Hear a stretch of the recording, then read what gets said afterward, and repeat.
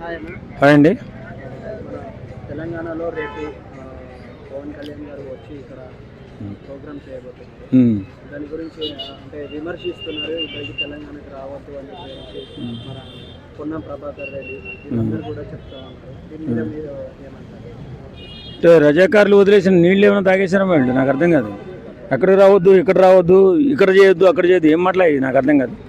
భారతదేశంలో ఎవరైనా ఎక్కడికైనా వచ్చి ఎక్కడికైనా నివాసం ఉండొచ్చు, ఏదైనా పార్టీ పెట్టుకోవచ్చు, గెలవచ్చు, రావచ్చు, పోవచ్చు. ఇదేం భావజాలం నాకు అర్థం కాదు. రజాకారుల భావజాలమా ఏంటిది నాకు అర్థం కాదు. ఇది తుర్కిస్తాన్ కాదు, భారతదేశంలో ఉన్నటువంటి ఒక రాష్ట్రం తెలంగాణ, అందులో ఒక రాజధాని హైదరాబాదు. మరి రావద్దని చెప్పడానికి వీళ్ళకి ఏం హక్కు ఉంటుందో నాకు అర్థం కావట్లేదు. అసలు పవన్ కళ్యాణ్ చూసి చాలామంది ఎందుకు భయపడుతున్నారో అర్థం కావట్లే. ఆయన వచ్చి ఆయన పార్టీని బలోపేతం చేసుకోవడానికి, అక్కడ ఆయన పార్టీలో చేర్పించుకున్న వాళ్ళని అభినందించడానికి ఏదో వచ్చి చిన్న మీటింగ్ ఏదో పెట్టుకుంటే ఎందుకు వచ్చిందంటే వీళ్ళందరికీ ఈ భయం చాలా ఆశ్చర్యంగా ఉంది వీళ్ళకి.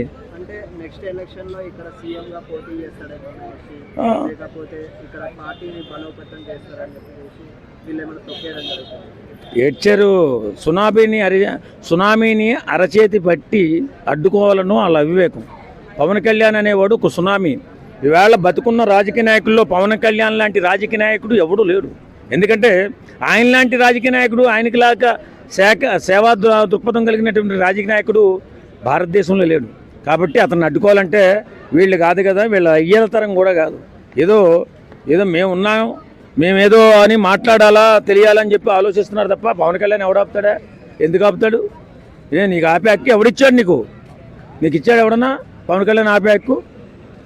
ఈ సోది మాటలు, డబ్బా మాటలు మీ పార్టీ వాళ్ళకి చెప్పుకోండి, అంతే తప్ప పవన్ కళ్యాణ్ ఆపాలని తీస్తే మీ గతి ఏమవుతుందో. ఇలాగే ఆపాడు ఒకడు 2024లో. ఏమైంది? 11 సీట్లు పడిపోయి వేళ ఈ దిక్కు దోచక ఏం చేయాలో అర్థం కాక ఏడుస్తున్నాడు. మీ పరిస్థితి కూడా అదే వస్తుందిరా బాబు. మీకు ఏదైనా పార్టీ బలోపేతం చేసుకోవాలంటే సేవా కార్యక్రమాలు చేసి ప్రజల మన్ననలు పొంది తద్వారా మీరు రాజకీయ లబ్ధి పొందాలి తప్ప పవన్ కళ్యాణ్ని ఆపేద్దాం ఎలాగ ఆపుతారు? ఎందుకు ఆపుతారు? ఏ అధికారం ఉందని ఆపుతారు? ఇది సోది మాటలు, సొల్లు మాటలు మాట్లాడి దుర్మార్గులుగా మిగిలిపోవద్దని కోరుకుంటున్నాం. అంటే ఇప్పుడు కొత్తగా కబ్జా పెట్టాడు అని చెప్పేసి కొన్ని ఆరోపణలు, ఈ సోషల్ మీడియాలో వచ్చిన ఆరోపణలు అన్నీ కూడా మనం నమ్మకూడదు బ్రదర్. వాడేదో సోది చెప్పుకుంటూ వస్తాడు, సొల్లు చెప్పుకుంటూ వస్తాడు. మరి అలాగైతే తెలంగాణ రాకముందే కొన్నాడు అతను. తెలంగాణ వచ్చిన తర్వాత మరి 10 సంవత్సరాల పరిపాలన ఉంది కదా. ఈ కేసీఆర్, కేటీఆర్, హరీష్ రావు, ఈ కవిత వీళ్ళది కళ్ళు మూసుకున్నారా ఏంటి?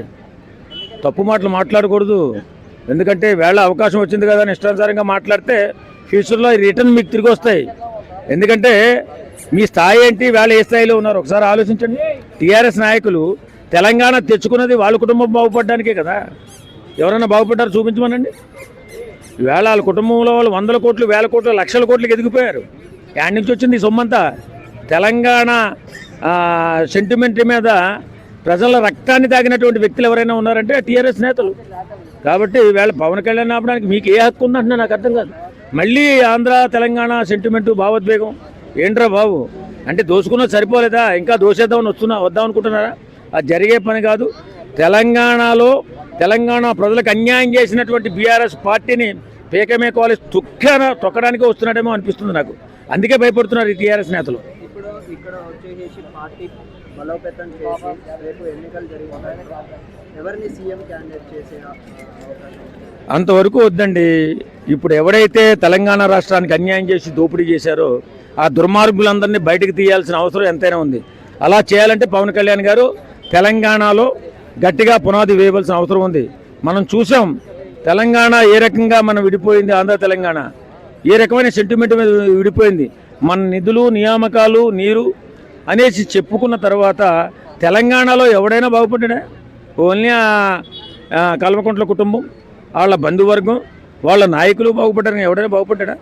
కాబట్టి పవన్ కళ్యాణ్ లాంటి నీతివంతమైన నాయకుడు వస్తే ఇలాంటి దోపిడీదారులకు భయం వేస్తుంది కాబట్టి అడ్డుకుంటాం, ఆపుతాం, తొక్కుతాం, ఇలాంటి డైలాగులు చెప్తున్నారు. ఇవి వాళ్ళకి పవన్ కళ్యాణ్ ఆపే శక్తి లేదు.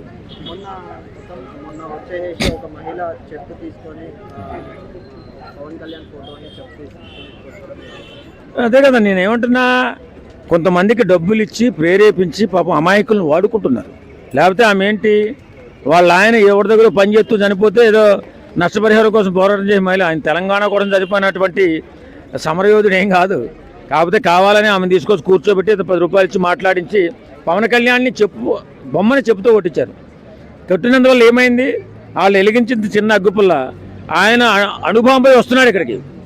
అణుబాంబై ఎవడైతే ఈ భావోద్వేగం రేపి లబ్ధి పొందాలని ప్రయత్నం చేశాడో వాడిని బ్లాస్ట్ చేయడానికి తెలంగాణ వస్తున్నాడు.